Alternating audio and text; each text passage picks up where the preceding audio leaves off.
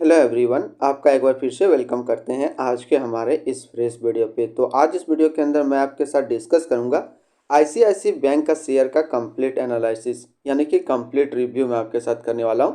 इसमें मैं आपसे डिस्कस करूंगा कि आईसीआईसीआई बैंक का जो शेयर है उसने पिछले एक मंथ, एक साल, 5 साल या फिर ऑल टाइम रिटर्न क्या दिया है, अभी इसका करंट न्यूज क्या है, क्या हमें अभी इसे बाय करना चाहिए, यदि हमने ऑलरेडी बाय किया था तो क्या इसको होल्ड करें या फिर सेल करें। ये सारी जानकारी कंप्लीट इस वीडियो के अंदर आपको देखने को मिलेगा, तो इस वीडियो को लास्ट तक जरूर देखिएगा। तो हम लोग बात करते हैं, अभी आईसीआईसीआई बैंक का एक शेयर का प्राइस है 991 रुपया 15 पैसा। अब जरा हम लोग इसकी रिटर्न की बात कर लेते हैं। तो पिछले एक महीने में जो रिटर्न दिया है वो -24 रुपया का रिटर्न है। एक साल की रिटर्न की बात कर लेते हैं तो एक साल में जो रिटर्न दिया है 125 रुपया का रिटर्न दिया है। 5 साल के रिटर्न की बात कर लेते हैं तो 5 साल में जो रिटर्न है वो 612 रुपये का रिटर्न है। और ऑल टाइम रिटर्न की बात कर लेते हैं तो ऑल टाइम रिटर्न है 965 रुपया। अब हम लोग इसकी परफॉर्मेंस की बात कर लेते हैं। तो 52 वीक्स लो जो था वो 796 रुपया का था और 52 वीक्स हाई जो है वो 1043 रुपया का है।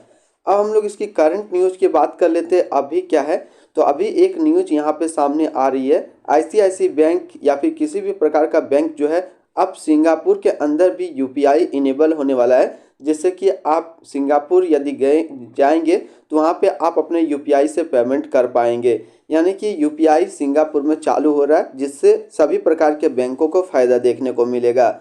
दूसरा यहाँ पे एक मेजर जो है न्यूज ये बन के आ रहा है कि आईसीआईसीआई होम फाइनेंस जो है 3 साल से जो लोन पेंडिंग रखा था, अप्रूवल या फिर रिजेक्टेड का कारण नहीं बताया था, उसके कारण 25,000 रुपया का फाइन आईसीआईसीआई बैंक को लगाया गया है।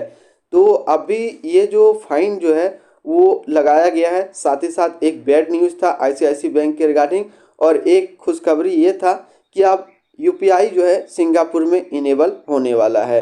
अब हम लोग इसमें बात कर लेते हैं कुछ और, जैसे इसकी ओवरव्यू के ऊपर में। तो एक्सपर्ट रेटिंग का कहना है कि अभी 90% आदमी इस शेयर को बाय कर रहे हैं, 7% आदमी जिसने ऑलरेडी इस शेयर को लिया था वो होल्ड कर रहे हैं और 2% आदमी अभी इस शेयर को सेल कर रहे हैं। ये तो था एक्सपर्ट रेटिंग की बात। मेरा ओपिनियन और टारगेट क्या रहेगा मैं ये भी आपके साथ डिस्कस करूंगा। अब इसके हम लोग फंडामेंटल की बात कर लेते हैं। तो इसका जो मार्केट कैप है, इसका जो मार्केट कैप है वो है 6,96,630 करोड़ का इसका मार्केट कैप है। अब हम लोग कंपनी के प्रॉफिट के ऊपर में बात करेंगे और प्रॉफिट हम लोग ईयरली बात करेंगे। तो ईयरली का ग्राफ कुछ इस तरीके का दिख रहा है ऊपर साइड जाते हुए। यानी कि 2019 में कंपनी ने जो प्रॉफिट जनरेट किया था वो किया था 5679 करोड़ का, और 2020 के अंदर 11,225 करोड़ का, 2021 के अंदर 20,220 करोड़ का, और 2022 के अंदर 25,784 करोड़ का, और 2023 के अंदर 34,463 करोड़ का। यानी कि कंपनी के ग्राफ को देखें तो कुछ इस तरीके से ग्राफ बन रहा है। यानी कि कंपनी साल दर साल अपना प्रॉफिट इंक्रीज करते जा रही है।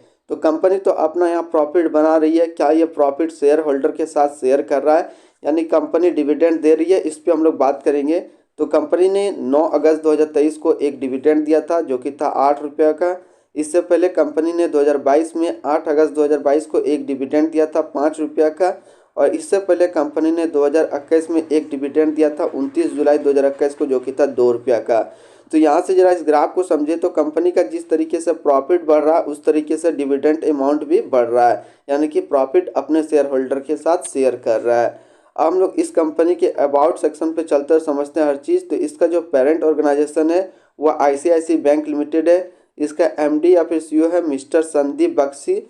फाउंडेड हुआ था 1994 में और इसका एनएससी सिंबल है आईसीआईसीआई बैंक। अब हम लोग इसकी शेयर होल्डिंग पैटर्न को समझते हैं। इसके अंदर जो फॉरेन इंस्टीट्यूशन है वो 44.38% है, म्यूचुअल फंड 29.67%, रिटेल है 13.72% और अदर डोमेस्टिक इंस्टीट्यूशन है 12.23%। ये तो हम लोगों ने इसका सब चीज़ बात कर लिया। अब हम लोग क्या इसके अंदर इन्वेस्टमेंट कर सकते हैं या फिर नहीं कर सकते हैं। तो एक चीज़ जो कि मैं हमेशा बोलता हूँ कि यदि आप स्टॉक में इन्वेस्टमेंट करते हैं तो उसको लॉन्ग टर्म के लिए देखिए, शॉर्ट टर्म के लिए इन्वेस्टमेंट स्टॉक के लिए नहीं है।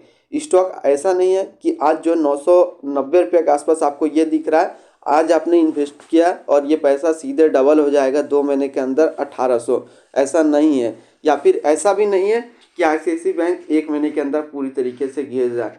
गिरने का कुछ रीज़न होता है, तो रीज़न अभी कुछ न्यू रीज़न नहीं आया। न्यू रीज़न जो है अभी लेने का आया है, क्योंकि यूपीआई सिंगापुर में इनेबल हो रहा है।